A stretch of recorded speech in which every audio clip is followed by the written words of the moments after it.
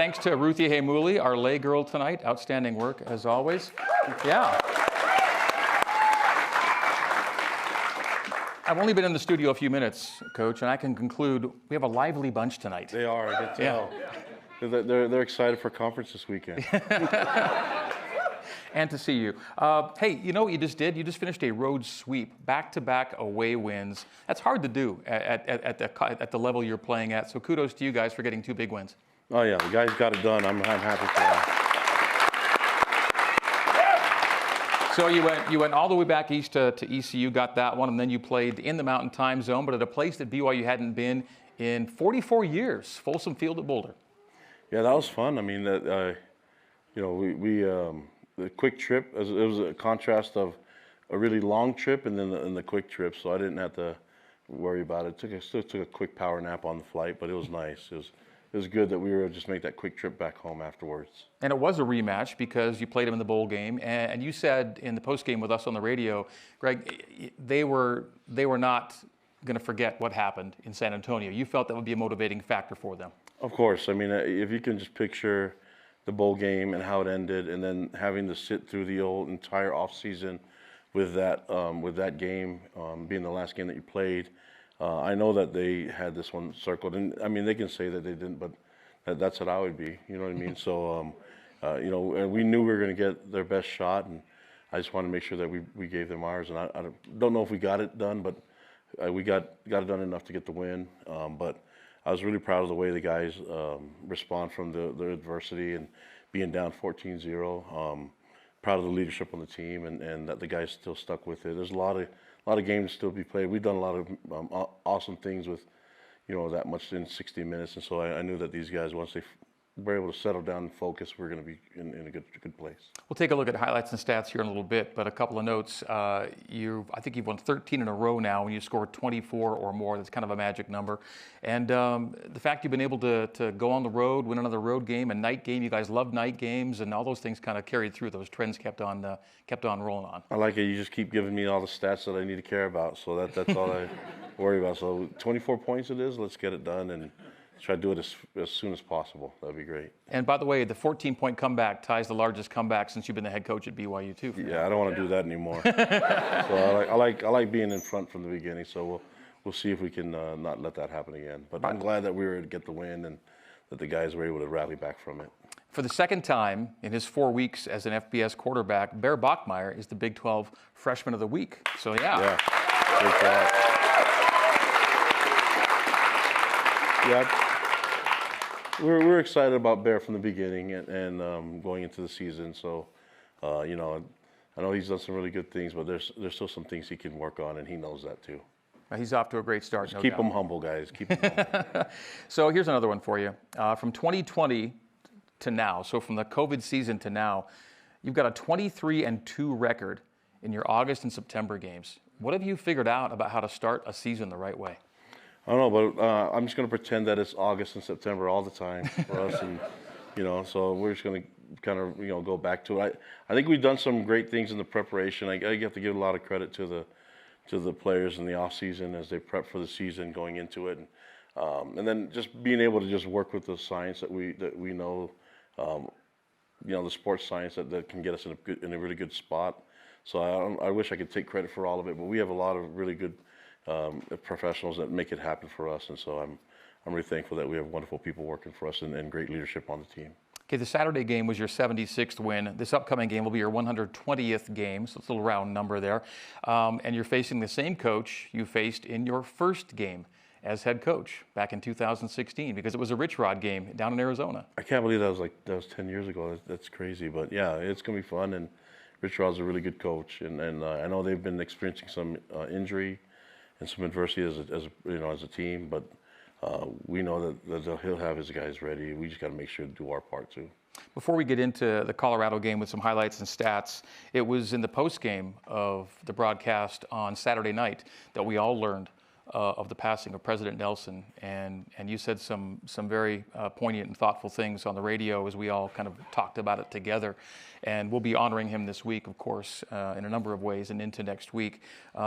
So it was an interesting time, I think, for Cougar Nation Saturday night to feel joy about their team winning, and then also to feel that mixture of joy and sorrow, but I think a lot of happiness for the life he lived as opposed to the sadness that he's gone.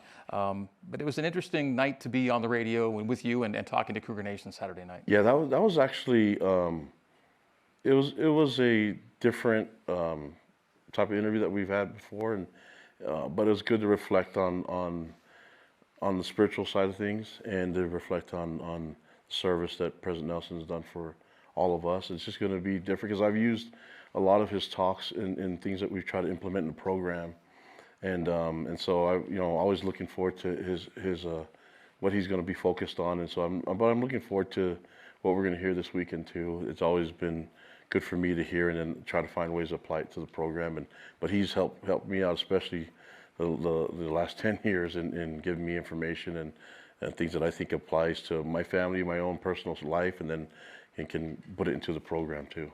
Well, I do love how it's all kind of linked together, and we get to appreciate that together here at BYU. All right, let's go back to a little football. BYU did improve to 4-0 on the season for a second straight year with Saturday night's 24-21 win in Boulder. Let's take a look back at the W with some highlights of the players and some stats. Game highlights presented by Waystar. We're going to focus our starter focus on Chase Roberts. Chase Roberts led BYU in targets, receptions, and reception yardage, and he scored twice on Saturday night, his 14th and 15th BYU career touchdowns. Yeah, I mean, Chase has done everything the right way. He's a great leader for us, and I'm glad that he was able to perform that way. I mean, I'm still mad at him about the one drop. So because we went for it on fourth down. But after that, he made every play. But he's got to make me right every time we do that. So I'm glad that he was able to score on that fourth down. You did score on a fourth down there. And Bear Bachmeier, we're going to see some of Bear throwing the ball around, but he tied L.J. Martin for the lead in rushing attempts. Career high 15. He led BYU in rushing yardage, and he would have joined Taysom Hill as the only BYU freshman quarterback with 100 rushing yards. But they gave him 5 lost yards on that time killer that he kind of strung out before taking a knee at the end. They gave him lost yards on that. Oh, yeah. He dropped under 100. That's all right. Yeah, it's okay. He'll have bigger games. What a night for Bear Bachmeier. Again, another step in the progression and kind of a breakout for him.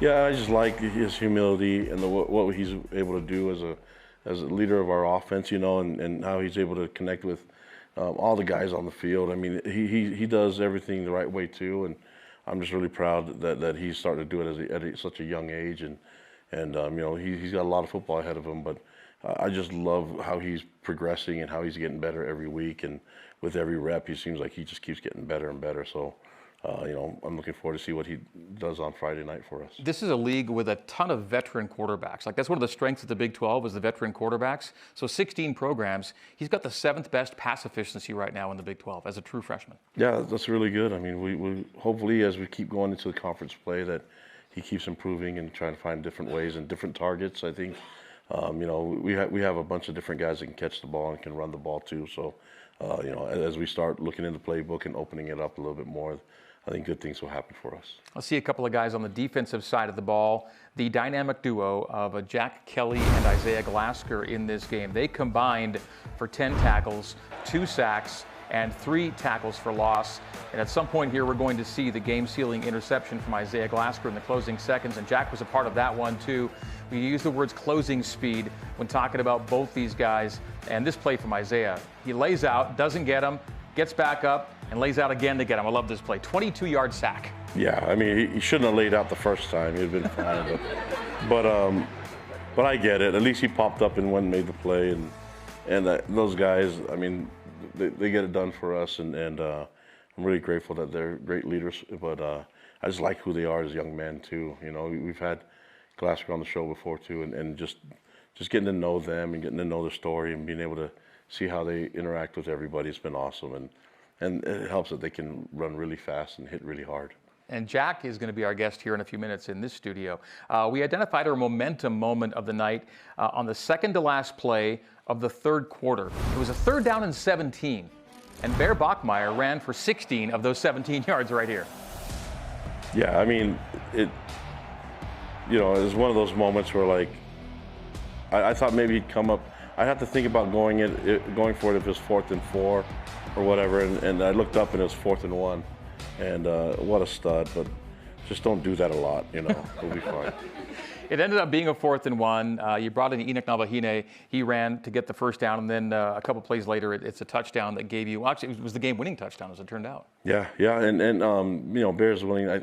He's willing to do all whatever we ask him to do, whether it's run the ball or throw or hand it off. I mean, he's a professional about everything, but he also has a really good football mind, and so he has a lot of things that he wants to do. And I think A-Rod's given him a lot of freedom to make checks and to make audibles, and he seems to put us in the right spot every time. Yeah, he gives him the freedom, but he's still got to be able to do it, Bear. And Bear's been doing a lot of stuff for a really young quarterback in a pretty complex offense. It's amazing, I think. Yeah, and every week we keep adding more and more, and it seems like he's way ahead of the curve when in terms of he knows he wants to do more, but I think it just stay humble and keep working hard. We be really good at the simple things first, and then we can see what we do from there. Let's take a look at the stats that came out of Saturday night's game. They're presented by Smarty, Address Data Wizards. And there you go, BYU 24-21 over CU.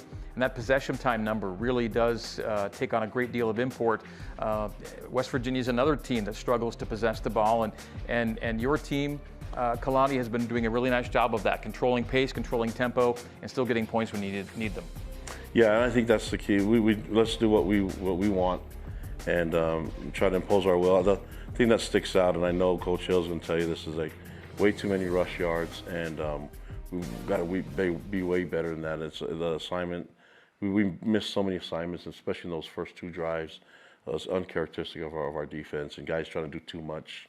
And so, we need them to not do that anymore. Something else that stood out, though, in a good way from that last graphic we saw was 0 turnovers. That's now 3 consecutive games with no giveaways. You have no offensive giveaways on the whole year in 4 games because the only turnover was a fumbled punt return in your season opener. So you've been playing really clean football, and that's going to keep you in every game. Yeah, I mean, I think it's a great stat. I want our guys to be mindful of the ball.